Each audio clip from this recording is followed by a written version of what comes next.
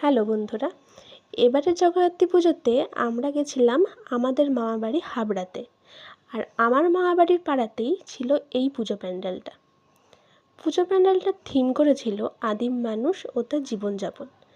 আদিম মানুষের এই যে থিমটা, এটা কিন্তু খুব সুন্দরভাবে ফুটিয়ে তুলেছিল, আমার কিন্তু বেশ ভালো লেগেছিল। তার থেকেও বড় কথা, এই প্যান্ডেলের যে লাইটিংগুলো দিয়েছিল, লাইট সেটগুলো এতটাই সুন্দর ছিল যার জন্য দেখতে আরও বেশি ভালো লাগছিল।